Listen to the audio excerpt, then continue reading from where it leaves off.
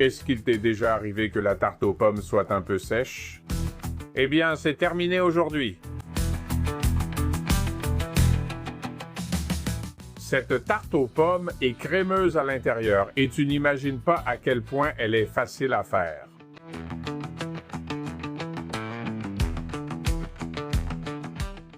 Et aujourd'hui, à Golosolandia, nous préparons la tarte aux pommes de grand-mère en version crémeuse. De celles qui ressemblent un peu à un flan, mais qui ont le goût de la tarte aux pommes traditionnelle.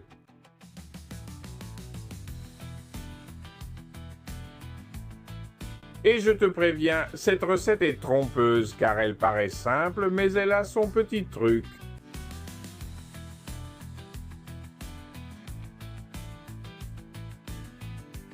La première fois que j'ai essayé, je n'étais pas sûr des étapes. Et elle était tellement bizarre que je me suis demandé, est-ce que c'est comestible? Mais si le petit chaperon rouge la faisait pour sa grand-mère, eh bien, je dois y arriver aussi. Au fait, chez vous, dans l'histoire du petit chaperon rouge, elle apporte une tarte aux pommes ou des biscuits? Chez moi, c'est toujours la tarte aux pommes. Et maintenant, tu peux en profiter pour mettre la vidéo en pause, prendre du papier et un stylo et noter les ingrédients.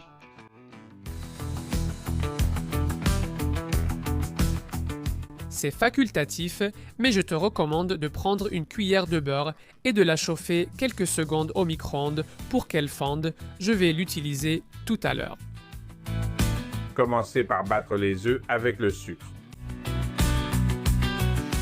3 œufs dans un grand récipient, une demi-tasse de sucre, soit environ 100 g et éventuellement un filet de vanille. Maintenant, il faut bien battre, car on veut que le mélange blanchisse, c'est-à-dire que la couleur change, devienne beaucoup plus claire et que le volume double, voire presque triple. Si tu ne le fais pas assez, ce sera tout raplapla. Mais si tu en fais trop, ça n'aura plus rien à voir. Et quand tu auras terminé, tu vas ajouter 200 ml ou une tasse de crème liquide et une demi-tasse ou 100 ml de lait normal. Tu mélanges à nouveau en battant quelques secondes jusqu'à ce que tout soit bien incorporé.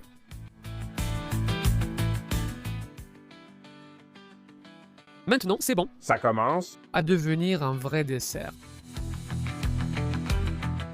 Comme je vous l'ai expliqué tout à l'heure, vous pouvez ajouter ce beurre fondu si vous voulez pour donner une touche encore plus crémeuse.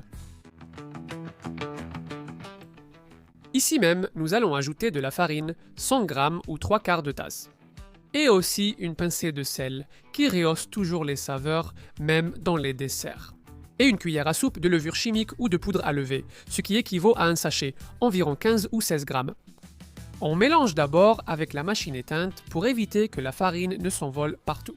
Et une fois que c'est humidifié, tu mets la machine en marche quelques secondes de plus pour éviter qu'il ne reste le moindre grumeau. Aussi simple que ça.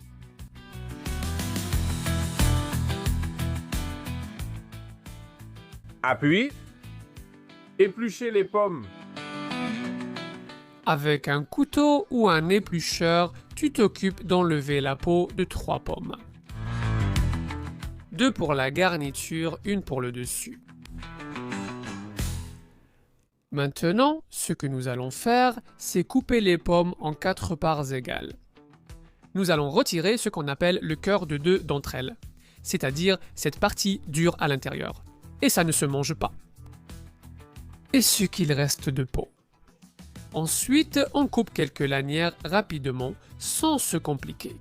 On les tourne et on hache ces lanières pour obtenir des petits dés.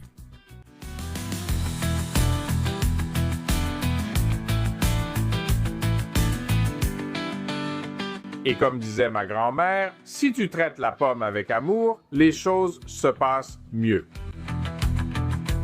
L'autre pomme, on va la couper en tranches très fines, donc là aussi, il faut un peu de patience.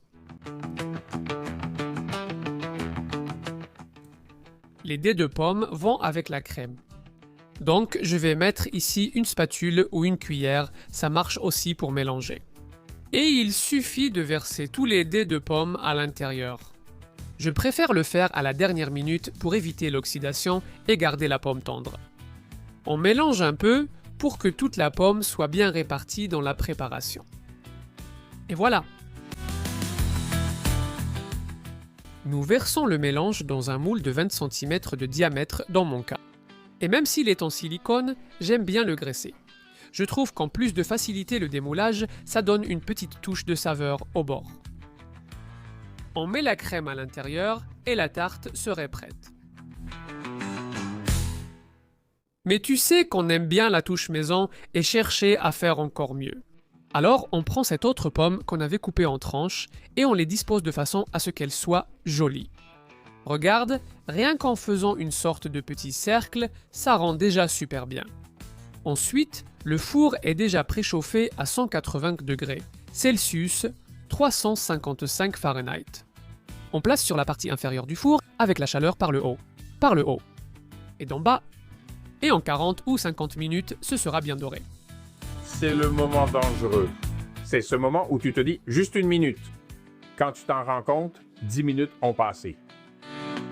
Je l'ai déjà prête.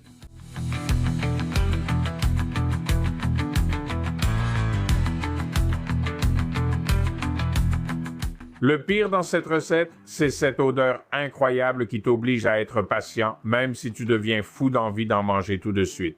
À la maison, c'est un vrai problème. Laisse refroidir avant de démouler et couvre-la avec un peu de papier absorbant, c'est encore mieux. Tu peux la déguster tiède sur le moment ou la garder au réfrigérateur pour la savourer froide. C'est comme tu préfères parce qu'elle est toujours délicieuse. Le dernier secret de grand-mère, c'est de bien la badigeonner de confiture ou de miel. Quand elle sort bien dorée et quand elle sort bien grillée, ensuite tu la badigeonnes pour qu'elle soit bien brillante sur le dessus. Que tu utilises de la confiture ou du miel, si tu les chauffes un peu, ça devient liquide. Comme ça, c'est plus facile à badigeonner. Ça ne devrait pas être autorisé un jour ordinaire. Ça devrait être réservé uniquement aux jours spéciaux. Parce que je te préviens déjà, ça, dans une maison normale, ça ne dure pas 24 heures. Et il n'y a pas de dispute, parce qu'on ne sait jamais qui a mangé ce morceau qui manque. Et oui, on peut le faire avec un autre fruit, mais est-ce que ce sera aussi bon? Si tu veux plus de recettes aussi délicieuses, tu sais quoi faire, abonne-toi ici à Golosolandia.